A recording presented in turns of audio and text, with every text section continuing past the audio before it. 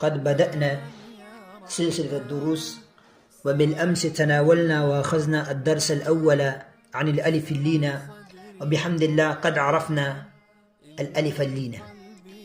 واليوم نتناول ونأخذ الدرس الثاني بحمد الله وبعون الله. الدرس الثاني عن الهمزة، ولكن ضعوا في حسبانكم أن الهمزة على قسمين: همزة الوصل وهمزة القطع. فالهمزة للوصل، يعني همزة الوصل هي الهمزة التي تثبت في بداية الكلام وتسقط في وسط الكلام.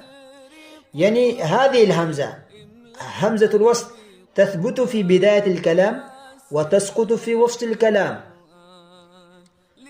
ثم من الأهم أن نعرف وأن نميز بين الأمكنة، أين تقع هذه الهمزة وأين تقع هذه الهمزة، يعني أين تقع همزة الوصل وأين تقع همزة القطع. فحاولنا وجمعنا بعض الأمكنة، فتكون في هذه الأمكنة همزة وصل.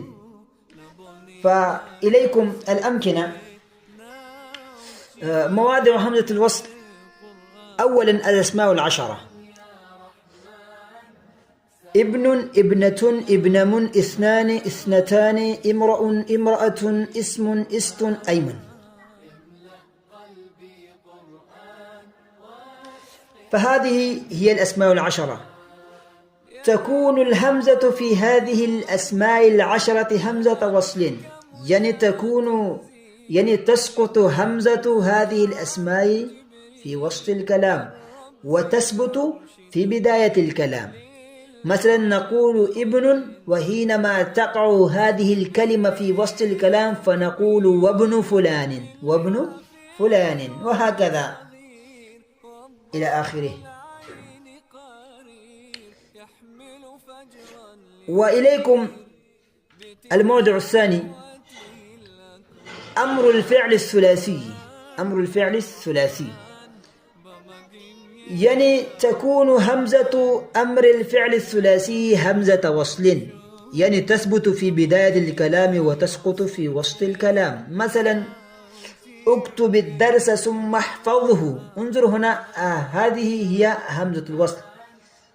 في بداية نحن نقول احفظه، لكن في وسط الكلام ثم احفظه سقطت. وهكذا الفعل الخماسي. الفعل الخماسي ماضيه ومصدره وأمره، يعني همزة فعل الخماسي همزة ماضيه وهمزة مصدره وهمزة أمره تكون همزة وصل، يعني تثبت في بداية الكلام وتسقط في وسط الكلام. مثلا اكتسب زيد مالا واكتسب. اكتساب المال، اكتساب المال سبب لزيادة المال، سبب لزيادة المال. فهذا واكتساب المال، واكتساب المال. وهكذا اكتسب واكتسب. وهكذا الفعل السداسي، يعني همزة الفعل السداسي تكون همزة وصل، هكذا ماضيه ومصدره وأمره. يعني همزة فعل السداسي همزة ماضيه وهمزة مصدره وهمزة أمره تكون همزة وصل، تثبت في بداية الكلام وتسقط في وسط الكلام. استغفر فلان واستغفر فلان. استغفار الإنسان سبب لنجاحه واستغفار الإنسان سبب لنجاحه. استغفر واستغفر. وهكذا همزة الألف واللام، فهذه الهمزة أيضا تكون همزة وصل وتسقط في وسط الكلام وتثبت في بداية الكلام. مثلا التلميذ فنقول والتلميذ. الرشيد فنقول التلميذ الرشيد، سقطت في وسط الكلام.